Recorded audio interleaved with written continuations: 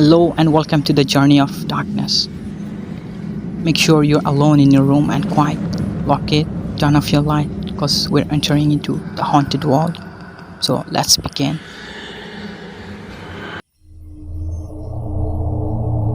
It was supposed to be an ordinary night. I was covering the graveyard shift at a small radio station in the middle of nowhere. The kind of place that mostly played old rock tunes, where the phone lines were quiet and the only sound was the low hum of equipment. It was just me, a stack of vinyl records, and the occasional late-night tracker calling into request of song. It was a slow night, quieter than usual. The clock on the wall ticked loudly, marking the time as it crawled toward midnight. I had just finished a playing track when the phone rang. A shrill sound that cut off the silence like a knife. I picked it up, expecting the usual request of some classic hit. But what I was heard, different. "Help me," a voice whispered. It was a woman's voice, shaky, desperate. My heart skipped a beat. This wasn't the kind of call I used to. "Please, you have to help me," she repeated. "Ma'am, what's wrong? Are you okay?" I asked, trying to keep my voice calm. But inside, I was anything but calm. She didn't answer right away. I could hear her breathing, ragged and shallow, as if she was struggling to get the words out. "He's coming for me," she finally said, her voice barely audible. "I don't have much time. Please don't let him find me." "Who's coming for you?" I asked, glancing at the clock. The seconds were ticking away, each one more agonizing than last. "Where are you? I can't call the police." "No," she interrupted, her voice sharp, almost panicked. "No police. He will know. He always know." There was a brief pause. Then she whispered, "He's here." The line went dead. I sat there, staring at the receiver in my hand, my mind racing. What had just I heard?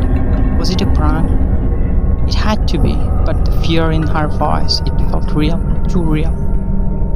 I tried calling back, but the line was disconnected. My hands were trembling as I hung up the call. I should have reported it, but something stopped me.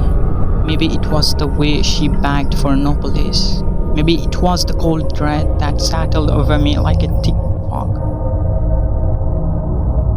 Whatever I was, I couldn't shake the feeling that something terrible was happening out there, and I was powerless to stop it. The rest of the night passed in a blur. I kept waiting for the phone to ring again, for the women to call back, but it never did. Just silence, suffocating, eerie silence. When my shift ended, I couldn't get out of the fast enough. The drive home was a blur, my mind replaying the call over and over. I didn't sleep that night. How could I?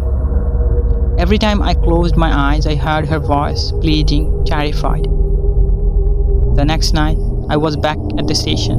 I didn't want to be, but I didn't have to have a choice. Bills had to be paid, and I couldn't afford to lose this job.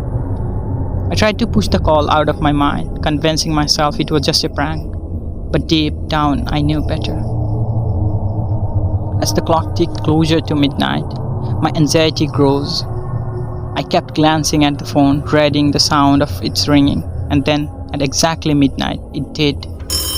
My heart pounded in my chest as I picked up the receiver, my hand trembling. "Hello? Why didn't you help me?" It was her voice, but this time it was different, cold, accusing. "You could have saved me."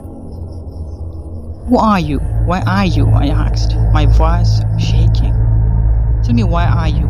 I'll get help." "It's too late," she whispered. "He found me and now he's coming for you." The line went dead again. I dropped the phone, my hands slick with sweat. This couldn't be happening.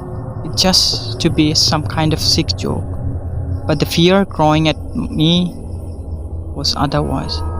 I tried to get back to work, but my hand was shaking too badly to queue up the next track. The silence in the station was oppressive, as if the walls themselves were closing to me. I kept glancing at the door, half expecting someone to bust through in. Then, out of nowhere, I felt it, a presence. The air in the room seemed to thicken, growing cold and heavy. I turned slowly, my heart pondered in my chest, and saw nothing. Just an empty studio, bathed in dim glow of equipment. But I knew I wasn't alone. The phone rang again, the sound making me jump. I didn't want to answer it, but I couldn't just leave it ringing. With trembling hand, I picked up the receiver. Silence. Hello? I whispered, my voice barely. A faint crackling sound came from the other side, like static. Then through the crackling, I heard it breathing, slow, deliberate, and too close. My blood ran cold, and I realized the breathing wasn't come from the phone. It was behind me.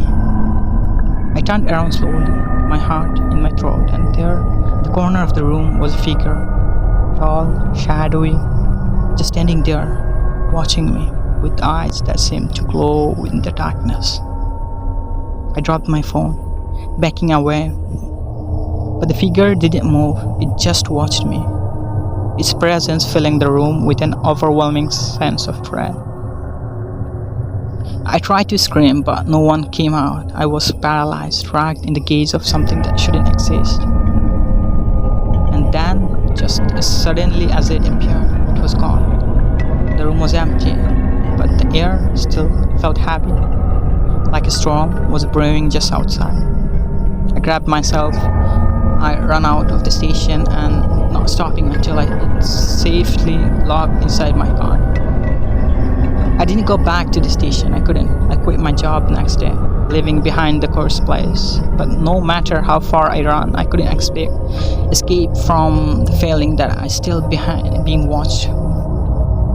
That somewhere out of there, in the darkness, something is waiting for me. And I know that one day it will find me. Thank you for joining me in tonight's story.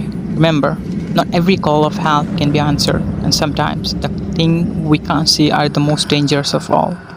If you enjoyed this tale, be sure to subscribe and hit the notification bell. And because the next story might be something about lurking right behind you. Until next time, stay safe and sleep well. Goodbye.